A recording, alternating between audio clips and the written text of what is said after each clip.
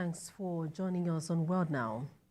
Afghanistan's Ministry of Interior Affairs says gunmen have killed an Afghan citizen and 3 foreign tourists said to be Spanish citizens in the central region of the country. The Ministry of Interior spokesperson also says 4 foreign nationals and 3 Afghans were also injured in the attack by gunfire. The Taliban government also has strongly condemned the crime, extending its condolences to the families of the victims. 4 persons have been arrested, but no group has claimed responsibility for the attack. And also Afghanistan, there is a new bout of heavy rains and flooding in the central region of the country. At least 50 people have been killed and thousands of homes destroyed. Government authorities confirmed flash floods caused by torrential seasonal rains for weeks devastated various areas across Afghanistan, killing hundreds of people, leaving thousands injured and destroying homes and communities. The police spokesman in the province says the number of casualties is expected to rise. He adds that the floods have also killed thousands of cattle, destroyed hundreds of hectares of agricultural land, bridges, culverts, and trees. Several persons have been declared missing.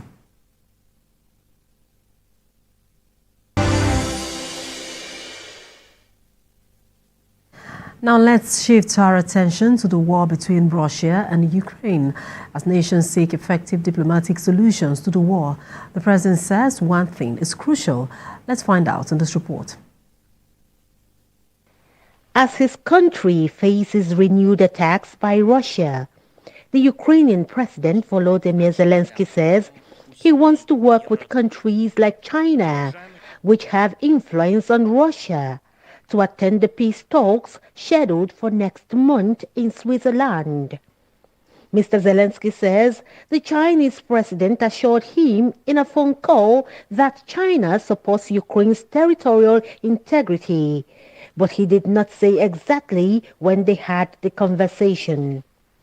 In the Russian president's visit to Beijing during the week, the Chinese President Xi Jinping and Russia's Vladimir Putin left no doubt about their close alignment amid international pressure over the war in Ukraine.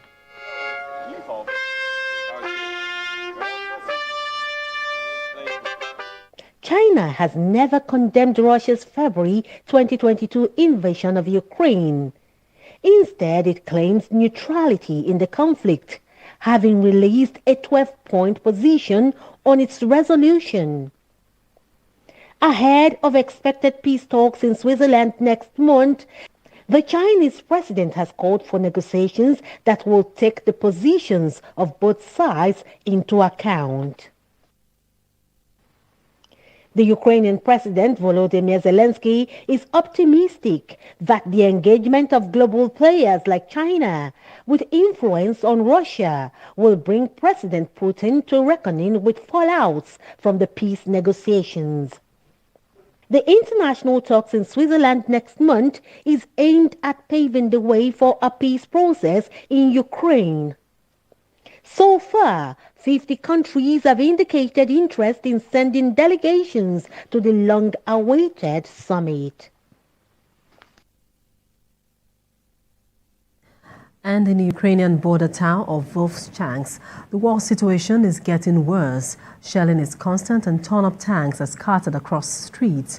The sound of small arms being fired can be reportedly heard as Russian forces inch forward. The Russian military claims the attacks have left close to 12 villages under its control, most especially Ukraine's capital, Kyiv.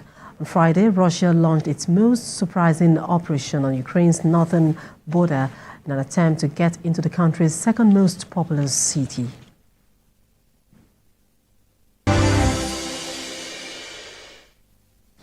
And Israeli forces say they have recovered the bodies of 3 hostages who were murdered on the 7th of October and the remains taken back to Gaza. Local media reports say the bodies were found in a Hamas tunnel. This comes at a time of Israel's request that the International Court of Justice should reject the modification and indication of provisional measures submitted by South Africa, accusing it of genocide in Gaza.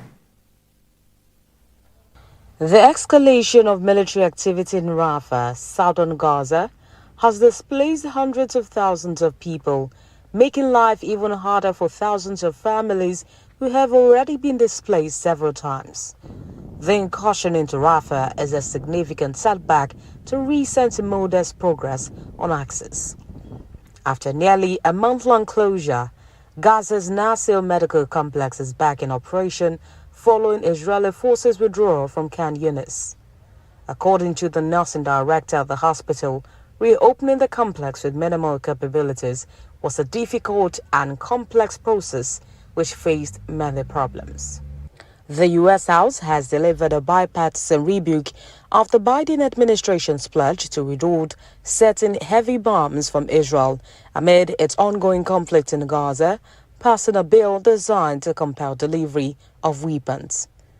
Democrats largely held the line amid heavy lobbying against the GOP-led bill from the White House and their party's leadership against what many deemed a poorly crafted political ploy to divide them. President Joe Biden's pause on shipment of heavy bombs to Israel's conservative government divided Democrats, causing particular agitations among vulnerable and staunchly pro-Israel members.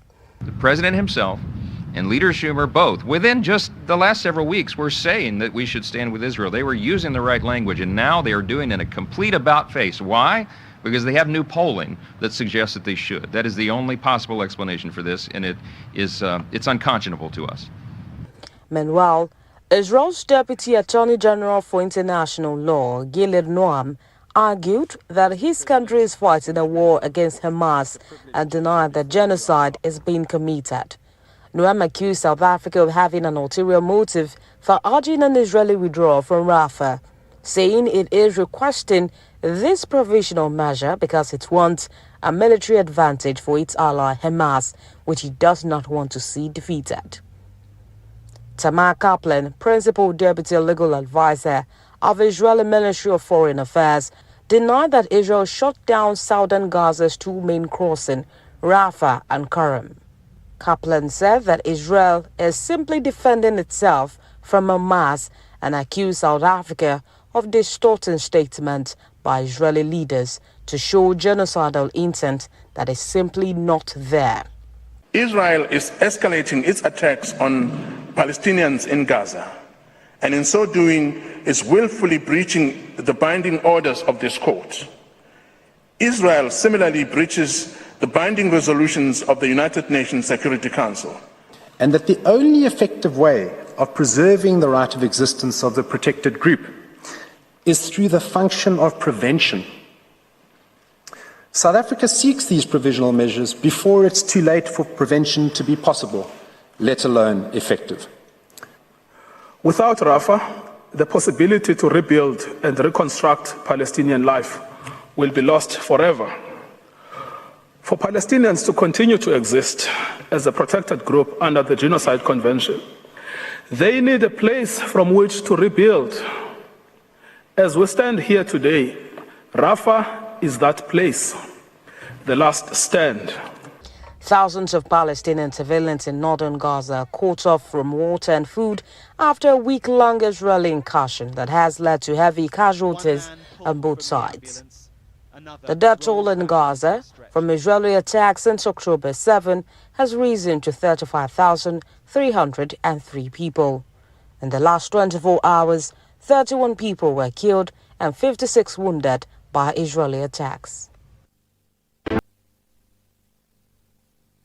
You're watching